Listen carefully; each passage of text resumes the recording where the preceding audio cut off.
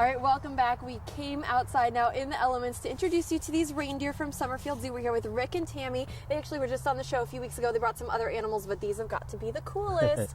So reindeer, this time of year, this is a big deal. This is a big deal. It's the holidays, and you see Santa everywhere, and of course his reindeer have to go with him to carry him from place to place for all the kids to see. So they're out, meeting and greeting with people for all the way through Christmas. So tell us about reindeer, because I didn't know a lot. I didn't even know they were going to be this little. I always pictured reindeer being like horses with antlers, and they're tiny. Yeah, when we go out, actually, that's one of the comments we hear most often is, oh, I thought they were going to be way bigger.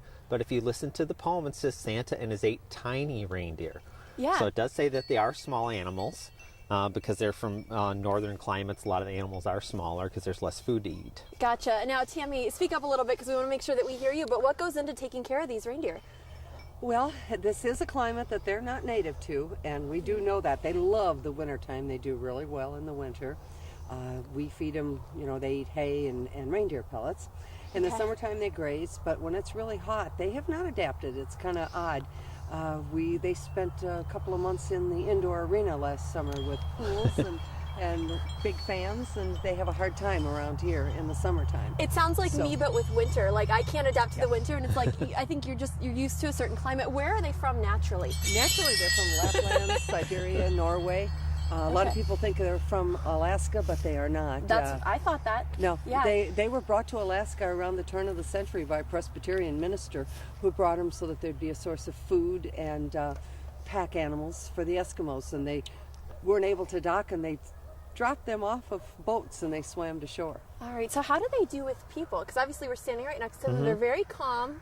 Angel's shaking her head a little, but they seem pretty docile. They're very calm. They're actually considered a semi-domesticated animal. No kidding. So they're way calmer than any other species of deer in the world. You can't usually put a halter and lead around any kind of like a white-tailed deer or elk or anything. Yeah. So they're way different than other deer. How did that end up happening? Have they just been around people for so long? They have been around people for centuries. Some of the nomadic Sami people from the European North, they actually lived with these animals and herded them. They used them for transportation. They actually will pull their sleigh, and they will use their clothing, their food, everything. And they just would travel around with the reindeer as they migrated, and that's how they lived, is with the animals. Now, obviously, we think of reindeer, and we think of Santa, and we think of Christmas. And there's that one line from a song where they talk about up on the housetop, click, click, click. And there's a story with the clicking, right? Yeah. That's a real thing. Whoever wrote that knew what they were talking about, because if you hear reindeer walking around, they do click. And it's a tendon that pops over the bone in their ankle. And they develop that because they are a herd animal, and they come from northern climates where there's like lots of snowstorms. And so the herd can't always see each other to stay together, but if they're all clicking, they can hear each other and stay together if they can't see the rest of the herd. Gotcha. Yeah. Everything for a reason. Yes. I love it. That's so much fun. So how old are these guys? This one is 5, and Vixen over here is 1. Vixen is 1. Now, Vixen has smaller antlers. Is there a reason for that? Each year, the antlers grow a little, they fall off in the spring, and on cows, they will fall off. They'll either fall off later in the spring, or they'll fall off a couple of days after they have their calves so that they can protect the calves. Okay. And then each year they grow a little larger. And until they're about 8 or 9 years old, they get bigger every single year. Then they kind of plateau. And in old age, they grow smaller each year. Yeah, and you guys were saying before we got started here that there's a little bit of a competition thing. This one, Angel knows that she's in charge because her antlers are bigger, right? Mm-hmm. That's crazy. I mean, is that like normal within the herd? The ones with the bigger antlers are in charge, or what? Most of the time, not always, but most of the time. There's always some kind of hierarchy within the herd about who's boss and who's not the boss, and so you do see that quite often. It's just like people. Yeah, it's just like people. It's like, I'm taller than you are. I'm taller. I'm better than you. That's so funny. Her antlers also seem like they're better formed. I don't want to offend Vixen, but it seems like her antlers are more picturesque, and Vixen's are a little. They're coming in. Is that typical too, that their antlers get a bigger and better shape each year that they come back? Yes, correct. They'll get bigger and bigger as the animal gets older. And of course, what the very impressive ones are the males. These two are both girls here today. And the males' antlers on reindeer get huge. They get very wide. They get very tall. They get what they call shovels, covering their whole face even.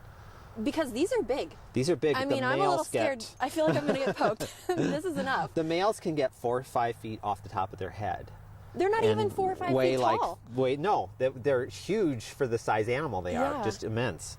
And they can weigh up to 30 to 40 pounds for a pair of male's antlers. Wow. So how many reindeer do you guys keep then? There are 13 there right now. Okay. And we do have a breeding herd, so we always have babies in the spring, which is really fun. Baby reindeer. Yes. That's so cool. It's so funny because you don't think, like, I only think of the holidays around reindeer. It never occurred to me that, like, they have babies and they're around in the spring. Like, that seems so, you don't think of reindeer after December. Yeah, the babies are darling. They're only like 8 pounds or so. You can pick them up with one hand, and they're very Wow. tiny. In fact, the mothers will actually lay down for the babies to nurse for the first couple days, Wow. unlike a lot of other hoofed animals. A lot of them stand right up. They right. wobble right up Yeah. and get started. Uh-huh. Wow, that's really interesting. Well, has that changed, do you think, over the centuries because they're more tame animal? They're used to being taken care of, or is that not related? No, that's not really related. Okay. They're just not as strong as a lot of other animals are right at birth. They will progress quickly after the first couple days, but at birth they seem to be very weaker than a lot of hoofed animals. Gotcha. I'm trying to lean in and pet her, and every time I do, she moves her head, and I feel like I'm just gonna, like, it's gonna take an eye out. These are really sharp. Do they actually, is there a use to them? Do they still use them, or are they too tame? You know what I mean? Do they actually use their antlers for some purpose? Well, in captivity, they use them a lot less than they would in the wild. Okay. They have a lot of different purposes. In the wild, like the males with the great big huge antlers, they will fight one another over females. And then they're much different than any other deer because this is the only species of deer in the world where both sexes get antlers. That's what I was going to ask you, because I feel like usually in most animals in general, the male tends to have whatever the extravagant feature is. right. So it's interesting to me that they all do. Yeah, they're the only ones like this, but they come from so far up north, and the food is scarce, and they've developed where the males actually lose their antlers earlier than the females. The males will drop these antlers off in the winter, and the females will keep theirs on until the spring when they have the babies. And they do that because during the winter, when there's less food around, these antlered females can push the males away and get more food during the time they're pregnant. Oh, is there really a competition like that? Are the males getting in their way? Oh yeah, because you can even see, even in captivity, we've seen some of the males and the antlers drop off just like that. Really? Yeah, we've seen some of the males just like shake their head and the antlers fly off, and all the girls look and they go, "Let's get him!" They're like, "It's our turn to push him around." Oh, that's so funny. So it really is like a domineering thing. Oh, Whoever yes. has the antlers Oh, is, yeah, is definitely. in charge. That's so funny. Now, is it like, dogs that are outdoor dogs, they get much thicker coats in the winter and then shed? Do reindeer do the same thing? They do the same thing. Their coat, the length changes and the color changes too. In the summer, they have a very short chocolate brown coat all over.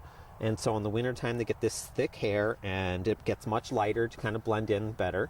Okay. And then every hair on a reindeer is hollow. And that'll help insulate the animals, keep them warm. Really? Like inside the shaft of the hair? Inside the shaft of the hair, every one is hollow. Wow. And that's got an insulation factor.